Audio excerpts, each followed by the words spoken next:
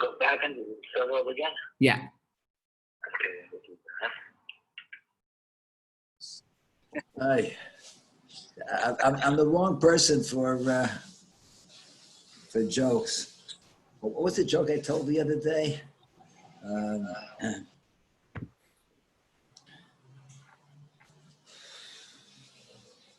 No.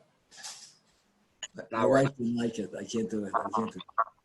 Anyhow. So, like I was saying, I take a walk. And I find it's amazing. I feel so good afterwards. I time myself. I'm walking for 30 minutes, and first I go through a park, and I have a granddaughter. She comes outside and says hello. Married with the baby comes out, and the young boy comes out also. And I walk around and I go down to the bottom, right? And wherever I go, I call my family, and they come out to the balconies, and the kids all say hi, and they know that the lady's walking by briskly. It's not a near walk; it's a brisk walk, and that was a joke, by the way. That's a good one. I got it. Thank you. And it's very, very good, very special, very special. Yesterday Rabbi Goldman, that's my son-in-law, Mendy, right? So it was his mother's yard site, and one of his sons had a baby girl and named her Sarah after his mother. So we had a kiddush on Shabbos, and it was the yard site also, and they were all making siyumim, and it's just amazing how many these kids were making a siyumim, yeah, it was a great grandchild made a siyum on Mishnayos Brachos. How old is he, Tzip? 6. He's all 6 years old. And he made a siyum on Mishnayos Brachos because, what can you do? The home, there's nothing to do. He for a while he wasn't going. So he made a siyum, a 6-year-old, on Mishnayos Brachos. Now tell me, is that nachas? Baruch Hashem, that's nachas. All you guys should all have such nachas, and Mitzvah Hashem soon be telling the same stories. Okay, so we're going to talk today about a very, very special subject. It's Corona time, and there's a lot of stress, there's a lot of anxiety, and for some people it's difficult, it's hard, right? Yeah, you have to wear these masks all the time. You can't breathe, and then you're upset that other people don't wear masks, and you're scared. Honestly, I'm the Dr. Bortz. Every time I talk to him, he scares me. I got to be so careful. I can't go here. I can't go there. I can't do anything, right? And it's a difficult time. How do you get over the anxiety and the stress? I'm going to give you one advice today, one answer, and a few stories. One answer today. The best way is to, it sounds crazy, but it works. Thank Hashem. Find things that you appreciate. Find things that you appreciate, and find a way to thank Hashem. To find a way to thank Hashem. I read a story. I looked for it this morning. I couldn't find it. There was a story about a person who was told, he was 52, something like that. Wasn't old. He was told that with one eye, he probably will lose total eyesight, and maybe they could save something by an operation of the second eye. In other words, he told a person who was all his life had eyesight, was told that soon his world is going to become dark. You know, that's, you can't imagine what that person was going through. I mean, not to be able to see, or to barely see. He said maybe that we could save it on one, right? So he went home, and he started thinking to himself, and he started saying, you know, Hashem, I want to thank you for 52 years that I had good eyesight. I was able to see. And I want to thank you for a very special wife is always with me. I want to thank you for these children. And I want to thank you for my parnasa. And he was just going, all the things, you know, and he's starting to feel a little bit better, right? He's appreciating all the things which he had, right? And Mama spoke to Hashem for 20 minutes. And he said, Hashem, you know, all this I thank you for, and I appreciate it. And even if what the doctor says is true, right, I'll still find things to thank you for, and I'll still appreciate it. I'm alive. I have, except for my eyesight, I have my health. I have beautiful family. You know, thanking Hashem. I said, but Hashem, if it's in your cheshbon and you can see to it that I can continue to see, I would be forever grateful. That's what he said. Okay, the next day he's scheduled for the operation. He goes in, and they check his eyes. They're looking, and he says, the doctor said to him, I never saw this before. The eyesight I said I couldn't operate on because it's too far gone. That I can operate on it. And the other eye improved also. I never saw a case with what you have that improved. So he was able to have his operation, and you know, it wasn't as good as it once was, but for all practical purposes, he could see. He was very thankful for that. So, you know, I once made this suggestion, and I try to do it. I try to do it myself.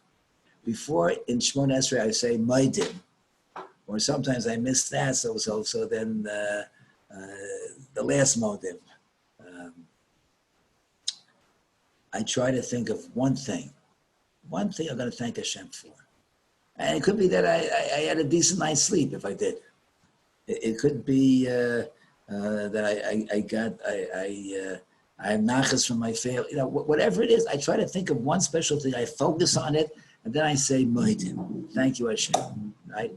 And it works. It's a very special thing. I'll give you another eitzah. This takes a little bit of energy and a little bit of time, but it's an amazing thing. Every morning you get up, every morning sit down and write down 5 things that you have to be thankful for. 5 things that you appreciate. Maybe some days it'll be similar, you know, but 5 things that you're happy about, right? And focus on it. Focus on it. If we focus on the things that we have to be thankful for, right? And by the way, it's a very interesting thing. It's a very interesting thing. Ma Hashem sho'el mimcha. The Parsha, right? The last week's Parsha. It said, what is it that Hashem asks of you? Here, we're talking about, you know, in one, the Torah is trying to put into one sentence all that Hashem is asking of us. Ma Hashem sho'el mimcha. So it's a whole shir. I'm not going to give it now about the rest of the pasuk. What it's speaking about, ki in yira, what yira, etc. But Chazal tell us something different. Don't say ma ella meya. It seems that Hashem is asking it'd be enough if we say meya brachas.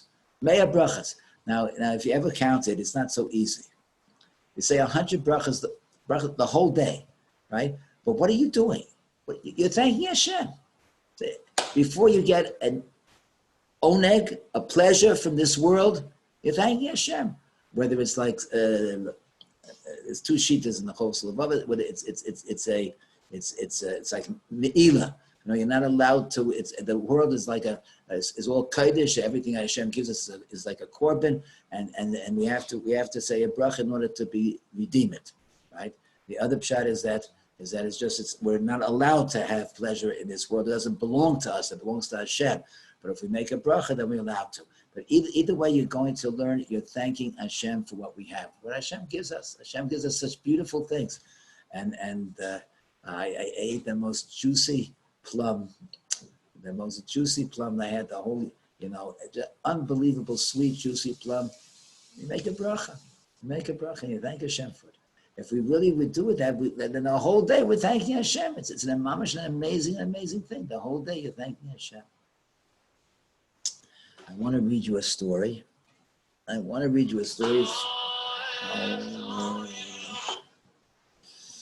always happens.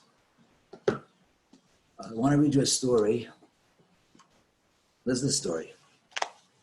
This story is written by the person that it happened to. Okay? It's written by the person that happened to. 3 brother-in-laws from America traveled together to Eretz Yisrael.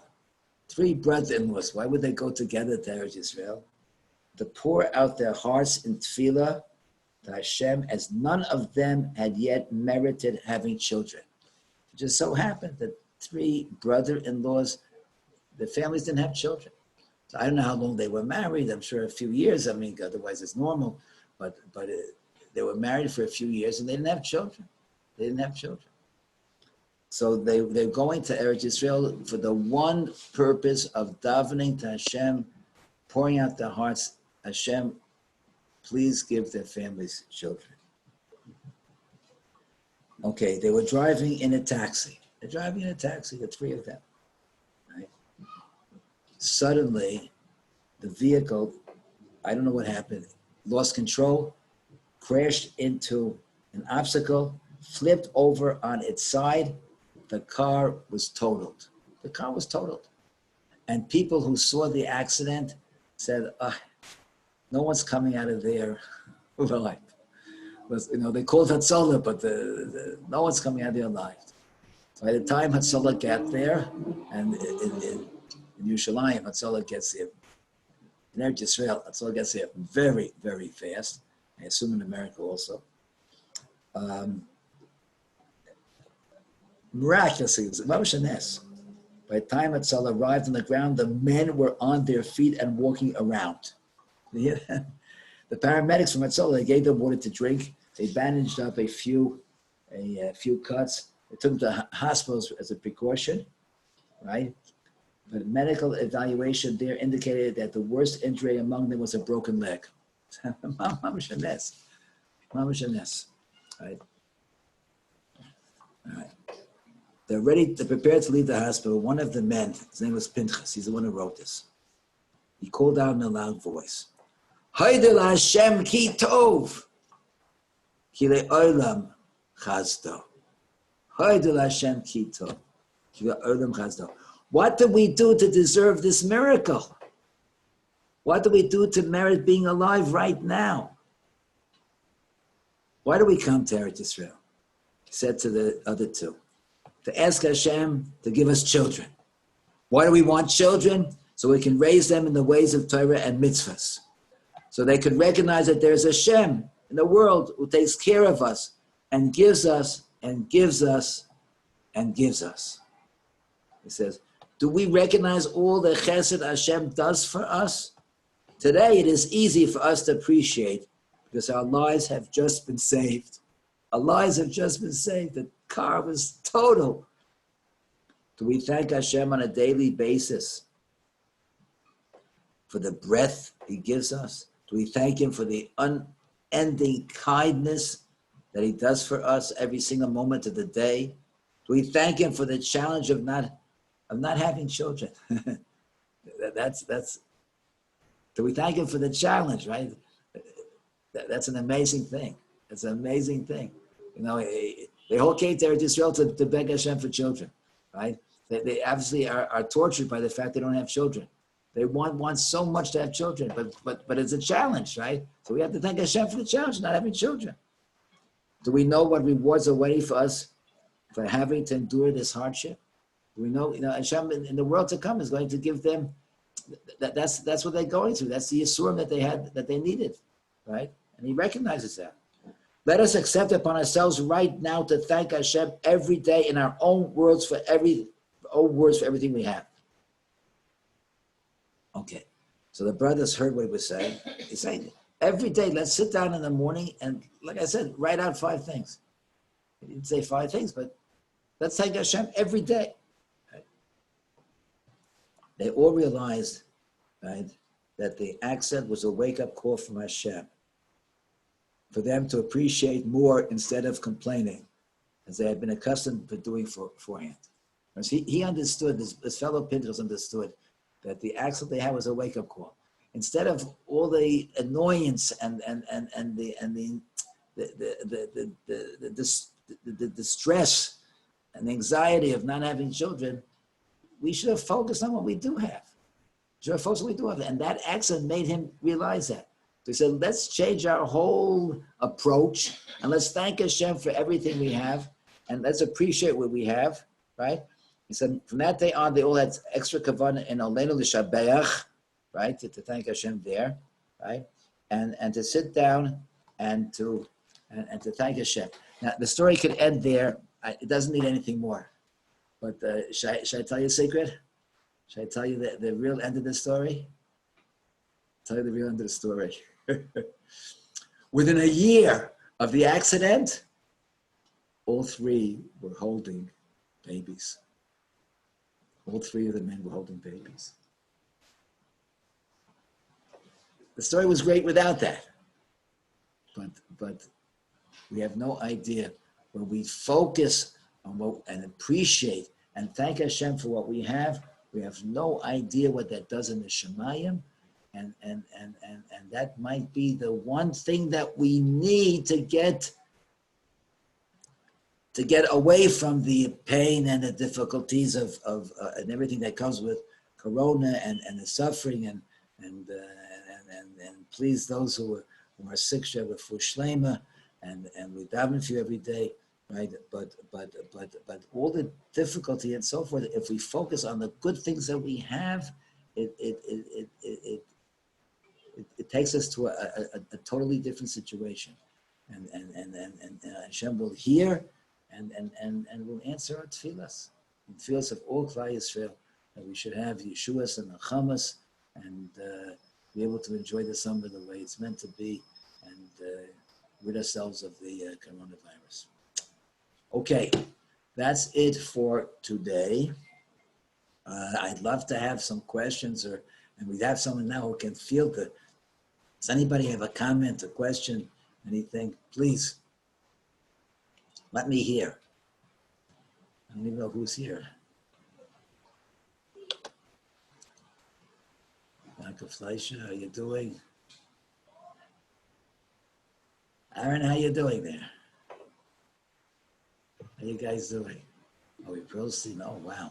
I'm doing great. Very good, very good. Shkoyach for this year. The stories. My pleasure. I get a chizuk. I get a chizuk from it.